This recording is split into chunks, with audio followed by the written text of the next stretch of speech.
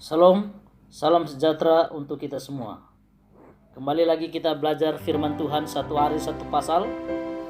Firman Tuhan saat ini kita belajar tentang Mazmur pasal 66. Kalau saya berikan judul, Mazmur 66 ini adalah pertolongan Tuhan.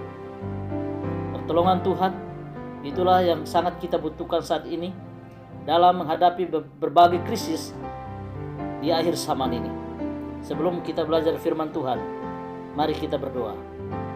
Bapa di surga, kami mau belajar firman-Mu Mazmur 66. Mohon Tuhan urapi kami dengan kuasa Roh Kudus-Mu, agar kami dapat memahami kebenaran firman-Mu dan iman kami boleh dikuatkan. Berkati juga umat-umat Tuhan yang menonton video rohani ini. Kiranya berkat perlindungan hikmat surga menyertai mereka. Terima kasih banyak Tuhan, dalam nama Yesus Tuhan dan Juru Selamat kami. Amin. Mazmur 66, pertolongan Tuhan. Di dalam Mazmur pasal 66 ini kita menemukan tentang fakta-fakta bahwa Tuhan dapat menolong umatnya. Pada ayat 2-4, Tuhan memiliki kekuatan dan kemuliaan.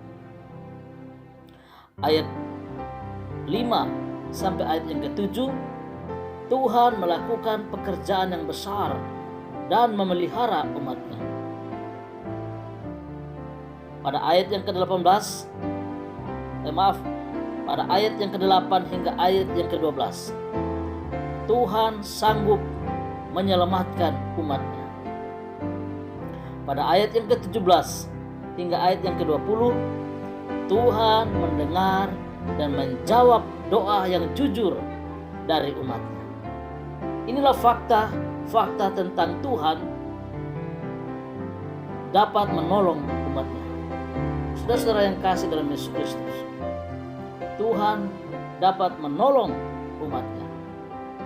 Apa yang harus umat Tuhan lakukan agar mengalami pertolongan dari Tuhan berdasarkan Mazmur 66? Apa yang kita harus lakukan? Umat Tuhan harus melakukan 3 kebiasaan. Umat Tuhan harus melakukan 3 kebiasaan untuk mengalami pertolongan dari Tuhan. Yang pertama, kebiasaan yang pertama, firman Tuhan katakan di dalam ayat yang pertama hingga ayat yang keempat, untuk pemimpin biduan, nyanyian Mazmur, bersorak-sorailah bagi Allah, hai seluruh bumi. Masyurkanlah kemuliaan namanya, muliakanlah dia dengan puji-pujian. Katakanlah kepada Allah, betapa dahsyatnya segala pekerjaanmu. Oleh sebab kekuatanmu yang besar, musuhmu tunduk menjilat kepadamu. Seluruh bumi sujud menyembah kepadamu dan bermazmur bagimu, memasyurkan namamu. Dari ayat ini menunjukkan kepada kita, Tuhan menolong umatnya, tetapi umat Tuhan harus memastikan pertolongan Tuhan ini dengan melakukan kebiasaan yang pertama.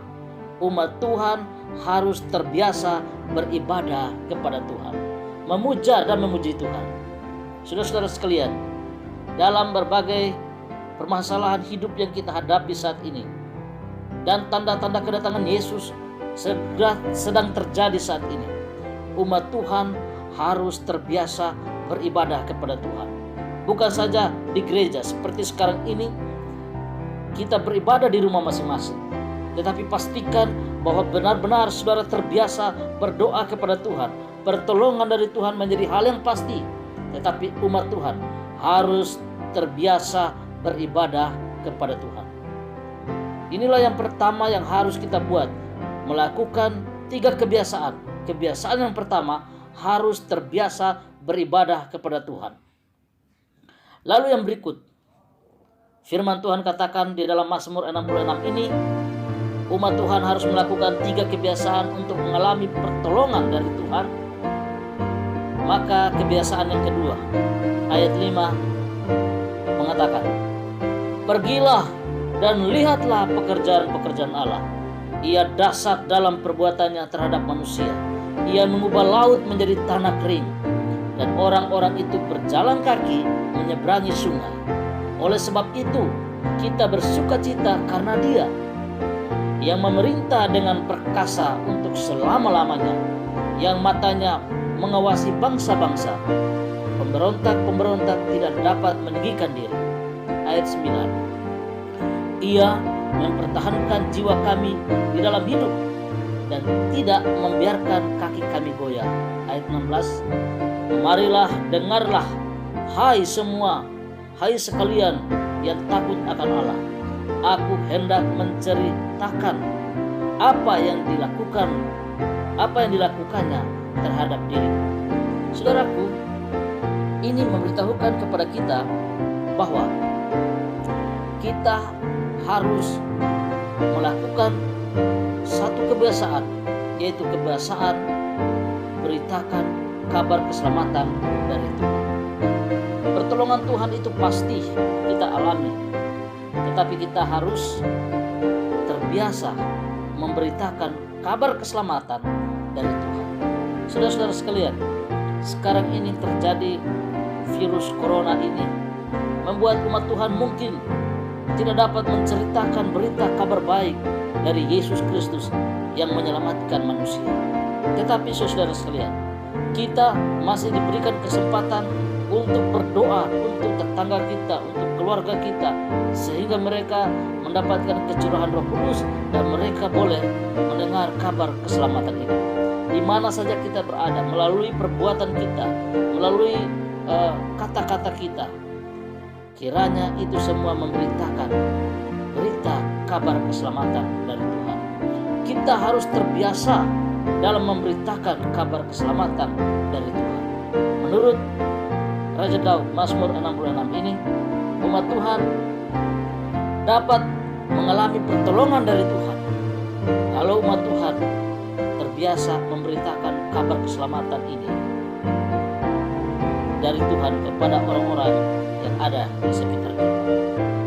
Saudara sekalian yang dikasihi dalam Yesus Kristus, kebiasaan yang ketiga yang harus kita lakukan dalam hidup kita ada pada ayat yang ke-17 sampai ayat yang ke-20.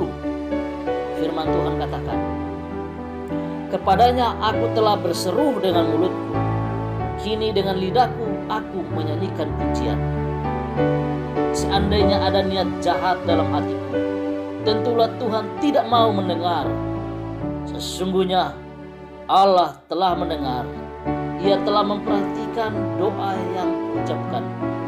Terpujilah Allah yang tidak menolak doaku dan tidak menjauhkan kasih setianya daripadaku. Saudara-saudara yang dikasihi dalam Yesus Kristus, kebiasaan yang ketiga agar kita umat-umatnya mengalami pertolongan dari Tuhan di akhir zaman ini, maka umat Tuhan harus terbiasa berdoa dengan jujur kepada Tuhan. Umat Tuhan harus terbiasa berdoa dengan jujur kepada Tuhan. Bagaimana kehidupan berdoa saudara? Sudahkah saudara rajin berdoa? Sudahkah saudara tekun berdoa? Berdoa di pagi hari, berdoa di siang hari, berdoa di malam hari.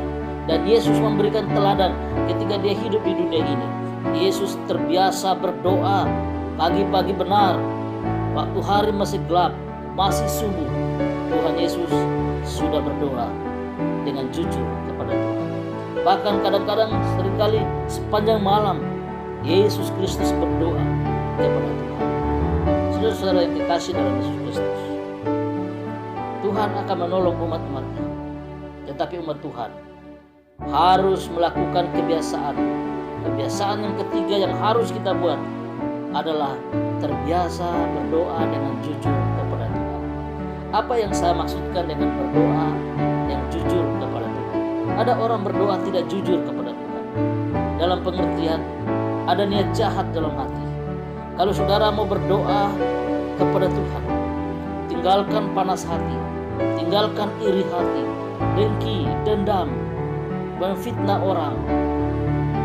Mari kita merendahkan hati dan terbiasa berdoa dengan jujur kepada Tuhan. Tuhan merindukan umat-umatnya untuk berseru kepadanya, untuk berdoa dengan jujur kepada Tuhan. Maka Tuhan akan menjawab doa-doa kita. Saudara-saudara yang kasih dalam Yesus Kristus, terbiasalah berdoa dengan jujur kepada Tuhan, dan Tuhan akan terus mengalirkan pertolongan. Sebagai kesimpulan, umat Tuhan harus melakukan 3 kebiasaan untuk merasakan pertolongan dari Tuhan di akhir zaman ini, di penghujung sejarah dunia ini. Yang pertama, umat Tuhan harus terbiasa beribadah kepada Tuhan. Yang kedua, umat Tuhan harus terbiasa memberitakan kabar keselamatan dari Tuhan. Dan yang ketiga, umat Tuhan harus terbiasa berdoa kepada Tuhan dengan jujur. Saya ingin menutupnya dengan mengutip perkataan Tuhan melalui hambanya Yohanes di dalam Wahyu pasal 3 ayat 10 dan 11. Karena engkau menuruti firman-Ku untuk tekun menantikan Aku, maka Aku pun akan melindungi engkau dari hari pencobaan yang akan datang ke atas seluruh dunia untuk mencobai mereka yang diam di atas bumi. Aku datang segera. Peganglah apa yang ada padamu, supaya tidak seorang pun mengambil mahkotamu. Saudara-saudara yang kekasih, Tuhan akan menolong kita, dan Tuhan akan mencurahkan berkat yang berkelimpahan kepada saudara dan kepada saya. Mari kita berdoa. Bapa di surga, tolong kami untuk datang kepada Tuhan, mengalami pertolongan daripada-Mu. Berkat Tuhan akan